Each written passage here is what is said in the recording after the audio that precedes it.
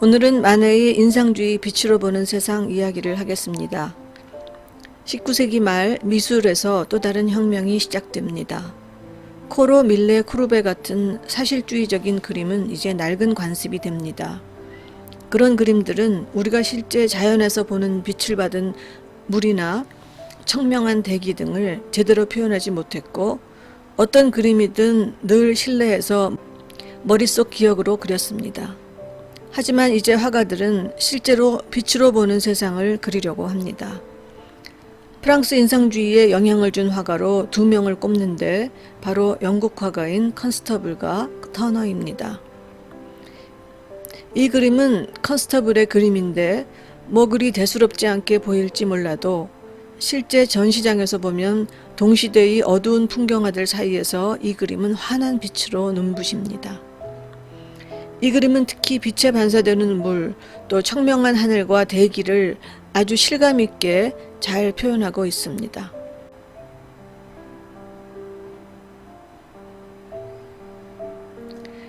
이렇게 코로의 풍경화와 비교하면 그 차이가 분명합니다. 둘 다 마을의 강을 그리고 있지만 컨스터블의 강이 훨씬 생생하고 살아 있습니다.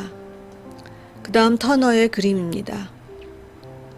이 그림은 Rain, Steam, Speed, 즉 비와 증기와 스피드라는 그림인데, 비 오는 날 증기기관차가 빠르게 지나가는 순간을 그리고 있습니다.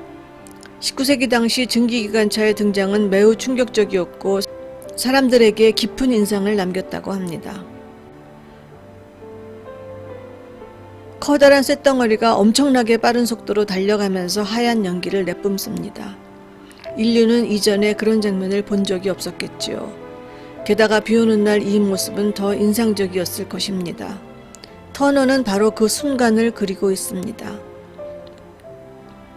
당시 가장 인상 깊은 장면이었죠.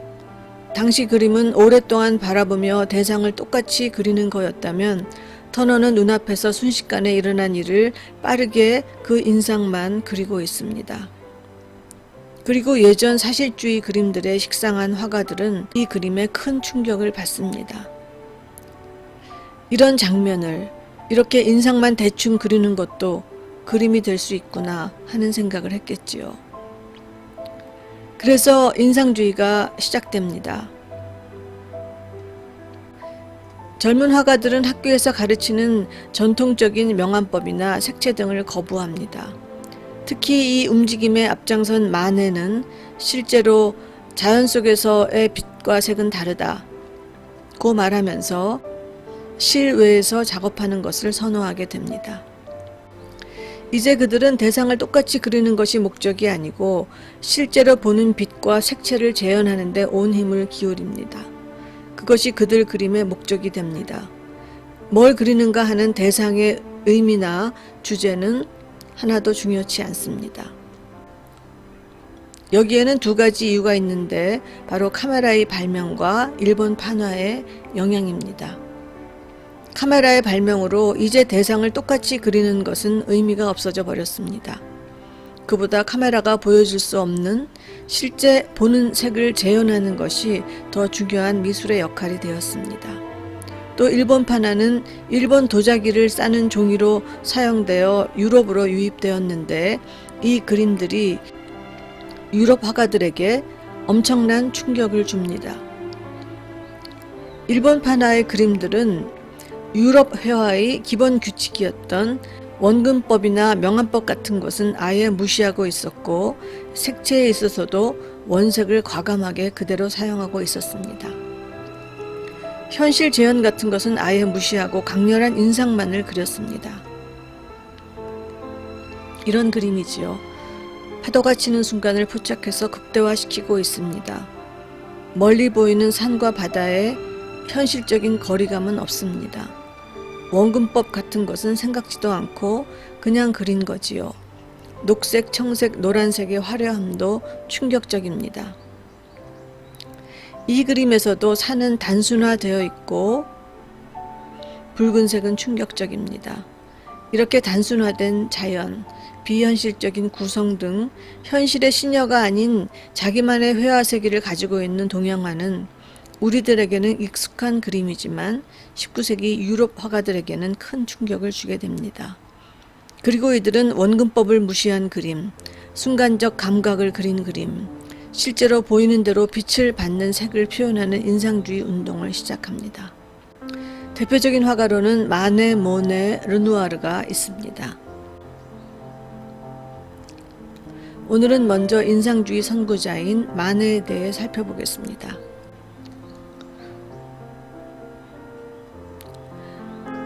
마네는 해군사관학교를 지원했는데 떨어져 화가의 길로 들어섰다고 합니다. 피아노 선생이었던 수잔 레노프 사이에 아들 레옹이 있었는데 정식 결혼을 하지 않아 레옹의 대부가 되었다고 하기도 하고, 또 레옹이 실은 마네의 아버지의 아들이라고 하기도 합니다. 1863년 그 유명한 풀밭 위의 식사를 그렸지만 당연히 낙선한 다른 화가들과 낙선전을 하는데, 이때 이 전시를 열어준 사람이 당시 제2제정의 황제였던 나폴레옹 3세였다고 합니다. 결국 수장과는 이즈음 결혼식을 올리게 되지요. 1865년 올랭피아로 엄청난 스캔들에 휩싸이게 되는데 에밀 졸라는 그의 그림을 극찬해 주었습니다. 1870년 프로이센 전쟁 발발 때에는 국민군 참모 장교로 입대했다고 하는데, 이것은 그가 파리 꼬민에 참여했다는 것이고, 이 말은 그가 당시 커뮤니스트, 즉 공산주의자였다는 것을 의미합니다. 그는 1874년에는 모네 등과 우정을 맺었지만 함께 전시는 하지 않았습니다. 자기는 이미 유명한 화가가 되었기 때문입니다. 매독을 알았다는 그는 1883년 왼쪽 다리 괴저로 다리 절단 후 세상을 떠나게 됩니다.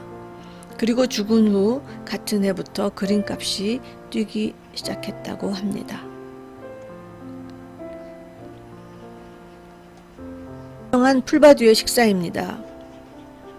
이 그림에는 여자의 누드가 등장하는데, 마네의 누드는 당시 대유행하던 누드 그림에 대한 완전한 조롱이라고 할 수 있습니다. 일단 누드의 대상은 여신이나 역사 속 인물이어야 하는데, 이 그림 속 여자는 현재 동시대의 여자가 옷을 입은 동시대 남성들과 함께 있습니다. 그러면 당시 유행하던 누드 그림과 비교해 볼까요? 당시 유행하던 부그로의 그림입니다. 이런 캬바넬의 그림도 있는데, 이 그림은 살롱전에서 특선으로 당선되어 나폴레옹 3세가 샀다고 합니다. 이 그림들을 보면 둘 다 비너스를 그리고 있습니다. 피부의 매끄러움과 유연하고 부드러운 몸의 선, 그리고 무엇보다 표정이 압권입니다. 눈은 감고 있고 부끄러운 듯 얼굴을 가리고 있지요. 그리고 남성을 유혹합니다. 남성들을 즐겁게 하기 위한 존재 같지요. 그런데 마네의 그림과 비교해 보면, 마네의 그림 속 여자는 옷을 벗고 있기는 하지만 전혀 관능적이지 않습니다. 피부도 매끈하지도 않고, 배도 두 겹으로 주름 잡혀 있고, 발도 튼실하고, 무엇보다 자세도 전혀 남성을 유혹하려는 그런 관능적 자세가 아닙니다. 그리고 이 그림의 압권은 바로 우리를 똑바로 보고 있는 여자의 얼굴이지요. 여자는 부끄럽기는커녕 자신을 보는 남자들을 더 부끄럽게 만드는 것 같습니다. 여자는 벗고 있지만 마치 옷을 입고 있는 듯한 포즈와 표정을 짓고 있습니다. 이것이 당시 관습적인 그림에 대한 마네의 냉소입니다. 이런 냉소는 올랭피아에서도 찾아볼 수 있지요. 여기에서도 올랭피아는 당시 파리에서 알만한 남자들은 다 아는 고급 창녀였다고 합니다. 바로 동시대 여자인 거지요. 꽃을 꼽고 목에 리본을 묶은 것이 고급 창녀의 표시라고 합니다. 여기에서도 올랭피아의 피부에서는 그리 이상적이고 관능적으로 표현하려는 화가의 의도를 발견할 수 없습니다. 그저 보이는 대로 그리고 있지요. 포즈도 몸을 비틀거나 하는 그런 관능적 포즈를 취하지 않고, 몸매를 그린 선도 부드러운 선이 아니라 직선에 가깝기도 합니다. 허벅지도 아주 튼실하지요. 그리고 무엇보다 올랭피아는 우리를 똑바로 쳐다보고 있습니다. 너무나 당당하게 말이지요. 관능적 누드의 효시인 낭만주의 화가 앵그르의 그림과 비교하면 그 차이가 뚜렷합니다. 누드 그림의 효시답게 앵그르의 누드는 멀리 이국 땅 아랍 세계의 고급 창녀를 그리고 있고 매우 관능적 표주로 남자를 유혹하는 듯하고 눈은 꿈꾸는 듯 감고 있습니다. 몽롱한 표정은 옆에 있는 하녀도 마찬가지입니다. 이런 것이 누드의 전범이었지요. 마네의 누드는 이러한 누드의 전통을 비웃고 있는 듯합니다.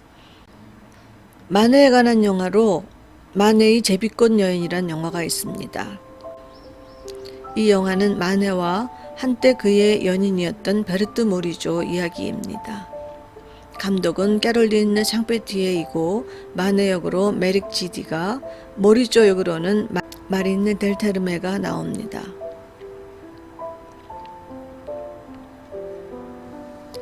영화 첫 장면에서 여주인공 베르트가 자신의 언니와 함께 마네의 올랭피아 전시를 보는 장면이 나옵니다.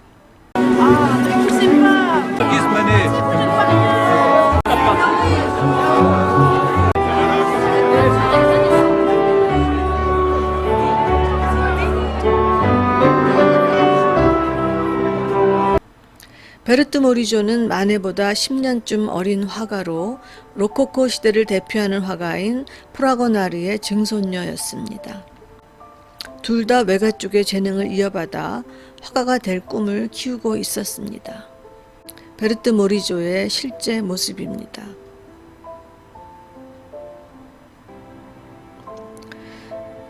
두 사람은 어느 날 루브르 박물관에서 처음 마네를 만나게 됩니다.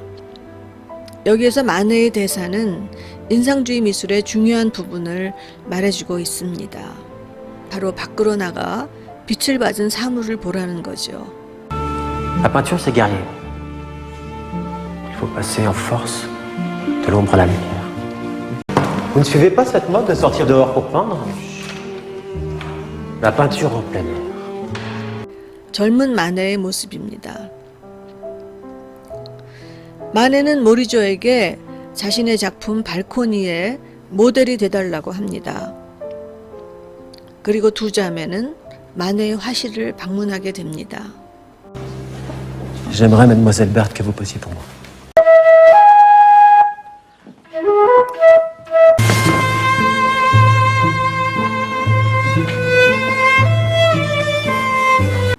베르트 모리조에게 모델이 되달라고 한 마네의 대표작 중 하나인 발코니입니다. 이 그림에서부터는 세계혁명이 보입니다. 이 그림은 발코니에서 환한 자연광을 받는 인물들을 그렸습니다. 그래서 안과 밖의 명암대조가 아주 강하고 거칩니다. 안쪽은 검게 칠해져 있어서 남자의 머리와 양복과 실내도 잘 구분되지 않습니다. 만약 사실주의 그림이라면 실내의 가구들도 자세히 표현되어 있겠지요. 그 다음 여자들의 빛을 받은 하얀 옷들도 빛을 받아 하늘하늘 날리는 듯합니다. 여자들의 얼굴도 환한 빛을 받아 평면적이고 코가 없기도 해서 예전 인물을 그릴 때 기본 문법처럼 적용되던 명암법은 완전히 무시되었습니다. 그리고 무엇보다 충격적인 것은 색의 조화를 완전히 무시한 녹색 난간입니다. 코로 밀레의 그림에서 보듯 사실주의 그림에서는 색이 조화롭게 칠해져야만 했지요. 이렇게 파격적인 색을 칠한다는 것은 상상할 수도 없는 일이었습니다. 이 그림에서 앞에 앉아있는 여자가 바로 베르트 모리조입니다. 그녀는 잠깐 동안 마네의 연인이며 모델이기도 했으며 최초의 인상주의 여류화가였습니다. 마네는 유부남이었고 베르트도 그 사실을 알고 있었죠. 어쨌든 베르트는 작품 발코니의 모델이 됩니다. 영화 속 장면을 보겠습니다.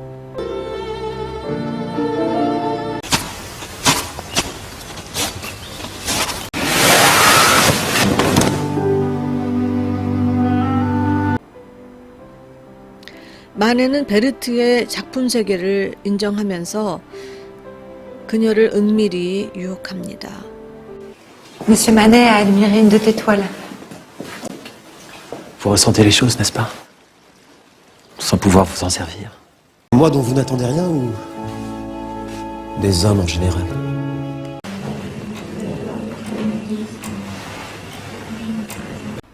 마네가 그린 베르트의 모습입니다.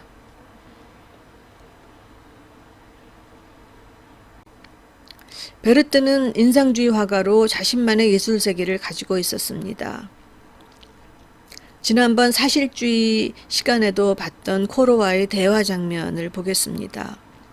둘의 대화는 사실주의와 인상주의의 차이를 분명하게 해주지요. 그녀는 모델이 아닌 마네의 제자가 되고 싶었습니다. Faut que je sorte. J'ai besoin de sentir la lumière. Nous travaillons sur le souvenir, Berthe. Je ne veux peindre que ce que je vois. Capable de donner vie à l'obscurité. Mais moi aussi, j'ai besoin que quelque chose se passe. 얼마 후 마네는 모리조의 화실을 방문해 그림에 대한 충고를 해줍니다. On garde une dominante de noir et on le salit un peu. Je prends l'or d'ivoire. Mais j'ai essayé ça. Les tâtonnements ne conduisent à rien. Il faut faire du premier coup ce que l'on voit. Ça y est, ça y est. Ça n'y est pas, ça n'y est pas. Et on recommence.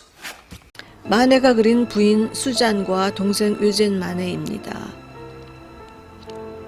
영화 속에도 부인 수잔 레노프와 아들이 등장합니다. 모리조 가족이 마네 가족을 초대해 함께 저녁 식사를 하는 장면입니다. Pas la guerre, et tant mieux. Ça balayera la monarchie.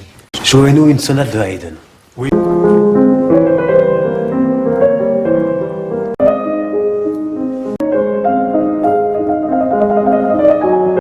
이 그림은 오리앙에 있는 언니를 찾아가 그린 베르트 모리조의 그림인데 언니는 동생 베르트와의 맹세를 버리고 결혼을 해버렸지요.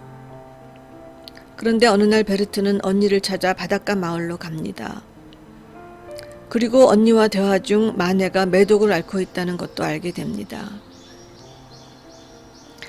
이 영화 장면에서는 당시 야외에서 그림을 그리기 위해 발명되었다는 이동식 이젤의 모습도 볼 수 있습니다. 특히 화가의 꿈을 버리고 결혼한 언니의 쓸쓸한 뒷모습도 인상적입니다. Il me fait des déclarations, puis quand je viens poser, sous prétexte d'être malade, il me humilie. Il est peut-être réellement malade. Adolphe a évoqué ça. Il aurait pu contracter la syphilis.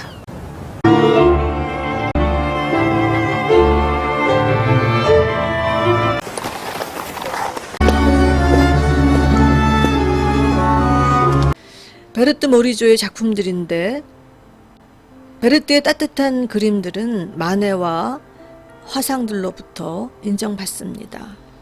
그리고 베르트는 인상주의 전시회도 함께하게 되지요. Quelle luminosité. Si l'art est un cercle, et qu'on est dedans ou dehors, au hasard de la naissance, vous êtes dedans, Berthe. Peignez la vie. Qu'une scène de la vie de tous les jours prenne des allures d'avant-garde, ça m'enchante. Elle est triste, mais stoïque. Et ce pinceau, on dirait que vous peignez avec l'air et la lumière. D'ailleurs, ils veulent que vous vous joigniez à eux. Renoir, Degas. 하지만 인상주의 전시에 마네는 동참하지 않습니다. 이 전시에서 유일하게 베르트만 호평을 받게 됩니다. Je ne me joindrai pas à vous. Pourquoi refuser d'exposer avec des peintres qui ont la même exigence? Le public commence à venir à moi. Pourquoi risquerais-je de tout perdre? Hier avait lieu la première exposition des indépendants. On a aimé le berceau. C'est une caresse, ce pinceau. Un seul regard sur le berceau réconcilie avec le monde, avec la vie. 마네의 말년의 모습입니다. 결국 마네의 동생 유젠의 청혼을 받은 베르트는 그와 결혼하기로 하고 마네에게 결별을 선언합니다. 마네는 그런 베르트에게 제빗꽃 그림을 선물하지요. 베르트는 어쨌든 마네가의 여인으로 남게 됩니다. Vous savez que j'ai un amant des mamans. Bientôt 33 ans. Vous l'ouvrirez plus tard?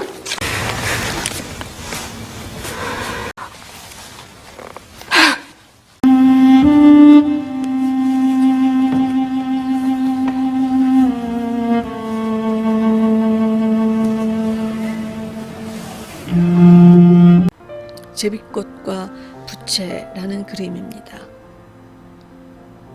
베르트 모리조의 그림입니다. 남편의 모습이고 남편과 딸을 그리고 있습니다. 르누아르의 화풍과 매우 닮아 있고 빛이 느껴지고 어떤 공기와 바람의 가벼움이 느껴지는 그림입니다. 실제 가족 사진입니다. 다음 시간에는 모네와 르누아르 이야기입니다.